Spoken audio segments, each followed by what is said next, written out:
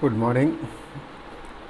अब हम अपना अगला डिस्ट्रीब्यूशन, अभी हमने पिछले लेक्चर में हमने डिस्क्रीट डिस्ट्रीब्यूशन की बात की थी।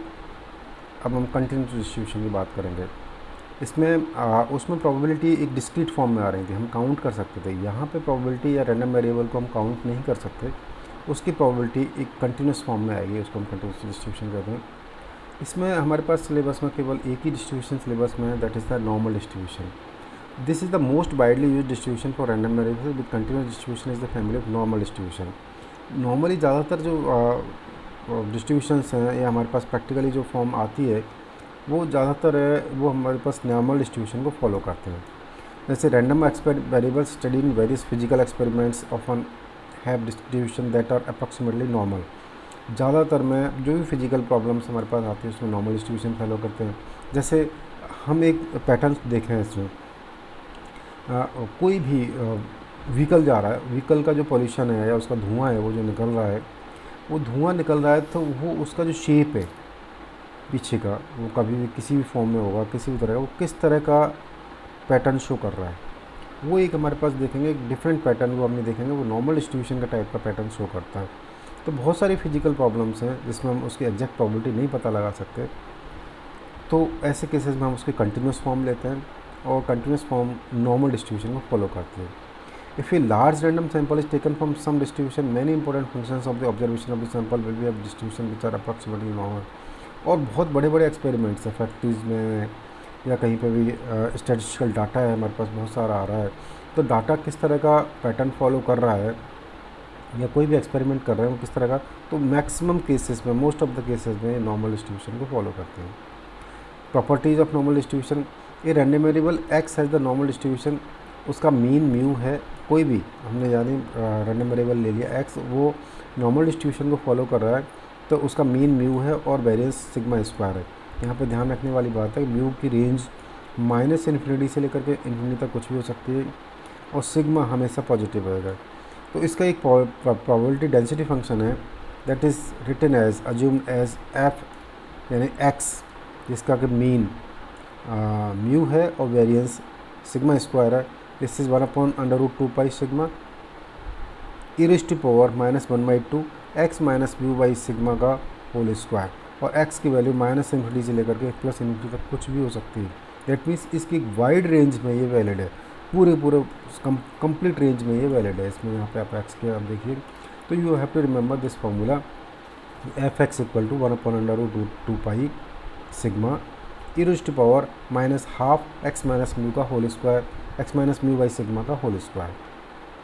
अब हम मोमेंट जनरेटिंग फंक्शन की बात करेंगे। इसमें मान लीजिए y को हमने पहले, इसको एक बहुत कॉम्प्लिकेटेड सा है, ये अंदर का एक्सपोनेंट है इसका, इसको हमने एक सिंप्लीफाई करने के लिए y equal to x minus mu upon sigma ले लें, यानी x की वैल्यू क्या आ गई, म्यू प्लस सिग्मा y, यानी कि moment generating function of y हम निकालना चाहें तो वो आएगा साई वाई टी, और दैट इज़ e⁻²/2।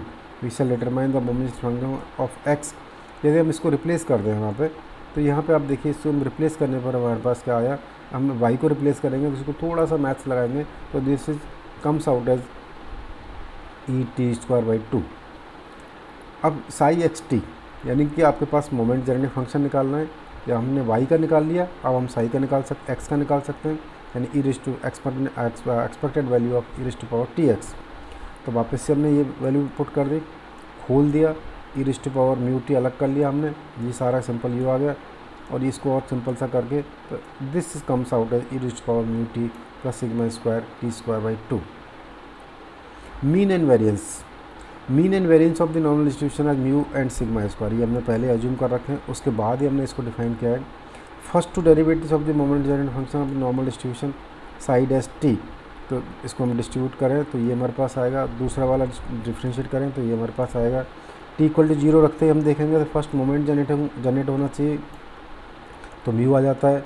यदि हम इस पर t इक्वल टू 0 रखेंगे सेकंड डेरिवेटिव में, तो हमारे पास दूसरा मोमेंट वेरिएंस आना चाहिए, दूसरा मोमेंट, वो ये निकल के आ जाता है। ये आप देख सकते हैं, इसका मतलब इसका हमारे पास मोमेंट जनरेटिंग फंक्शन बिल्कुल सही है। अब शेप ऑफ नॉर्मल डिस्ट्रीब्यूशन, ये बहुत एक इंपॉर्टेंट पार्ट है। The probability density function f, जिसका कि मीन म्यू है, या these are the parameter F X, mu और सिग्मा स्क्वायर इसके पैरामीटर हैं। इसका मीन म्यू है, वेरिएंस सिग्मा स्क्वायर है। ये सिमेट्रिक होता है विद रेस्पेक्ट टू मीन, हमेशा मीन के रेस्पेक्ट में सिमेट्रिक होता है। Therefore mu is both the mean and median of the distribution. जब सिमेट्रिक होगा तो मीन और मीडियन यही रहेगी। और probability density function maximum value लेता है किस पर, x इक्वल टू म्यू पर। तो ये एक शेप है, मैक्सिमम वैल्यू इसकी हमने x इक्वल टू म्यू पर मैक्सिमम वैल्यू ले रहा है, और ये म्यू माइनस 2 सिग्मा से लेकर के म्यू प्लस 2 सिग्मा तक ये हमारे पास वैल्यू जा रही है, इसकी शेप है। लीनियर ट्रांसफॉर्मेशन यानी कि हमने y equal to a x plus b form ले लें हम इसमें। तो random variable x has a normal distribution, then earlier every linear function of x will also have a normal distribution function. यानी कि ये लीनियर डिस्ट्रीब्यूशन फॉलो करना है तो कोई भी लीनियर कॉम्बिनेशन भी नॉर्मल डिस्ट्रीब्यूशन फॉलो करेगा। और इसका मीन ए म्यू प्लस यानी y equal to a x plus b ले लिया हम, तो इसका mean a mu plus b हो जाएगा, और वेरिएंस इसका ए स्क्वायर सिग्मा स्क्वायर हो जाएगा। इसका प्रूफ हमने निकाल सकते हैं यहाँ पर कि साई यदि इसका मोमेंट जनरेटिंग फंक्शन है, psi by denote the moment generating function of y, psi by T.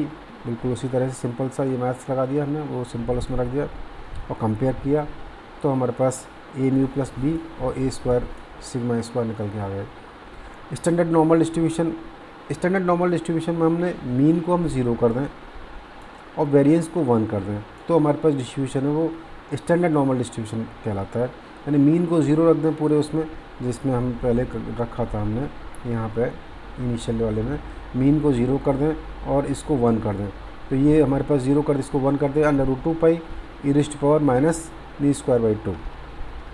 तो ये हमारे पास 1 upon under root 2 pi e raised to power minus x square by 2।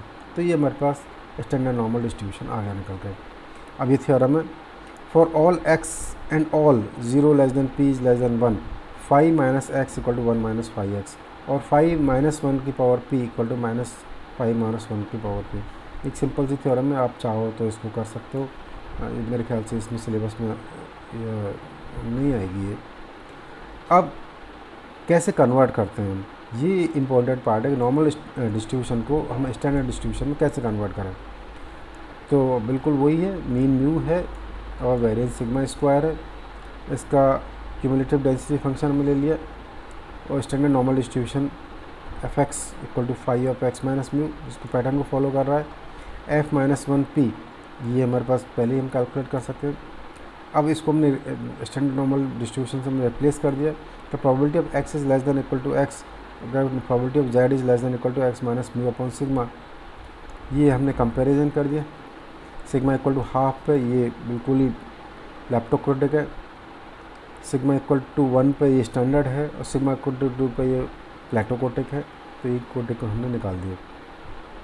Linear combination of normal distribution variables are also normally distributed, तो ये हम निकाल सकते हैं।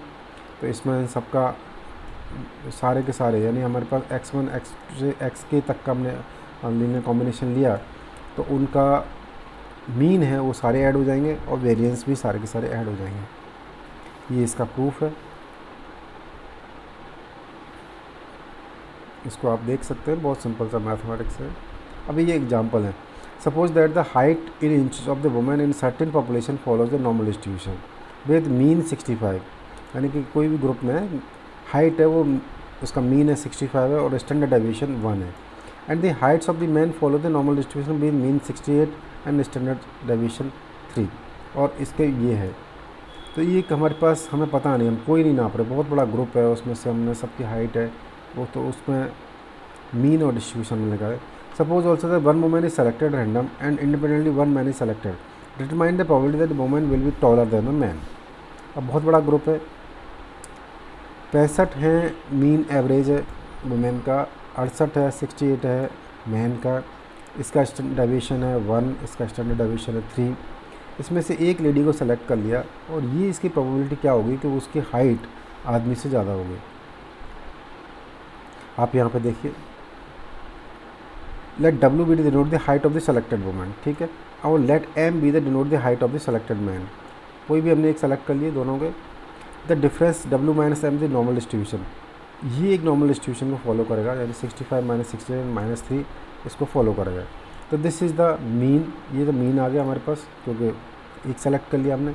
वेरिएंस आ गया 1 का स्क्वायर प्लस 3 का स्क्वायर यानी कि 10 हमारे पास, 10 हमारे पास इसका वेरिएंस आया। तो z एक डिस्ट्रीब्यूशन जो हमारे पास बना दैट इज़ 1/√2π, उस तरह से ये हमने सिग्मा ले लिया, under root sigma w minus m plus 3, और z is the standard normal distribution follow कर रहा है तो greater than equal to z, और ये हमने प्रोबेबिलिटी स्टैंडर्ड डेविएशन के फॉर्मूले से हमने नॉर्मल डिस्ट्रीब्यूशन टेबल से हमने निकाल लिया। Thank you. इस तरह से आप कर सकते हैं। यदि इसमें कोई और प्रॉब्लम होती है तो आप व्हाट्सएप ग्रुप पे आप पूछ सकते हैं, अपने मेंटर को लिख सकते हैं, वो मेरे तक कन्वे कर देंगे। इसमें और एग्जाम्पल्स होंगे, वो अगली की स्लाइड्स में हम आपको देखेंगे। Thank you.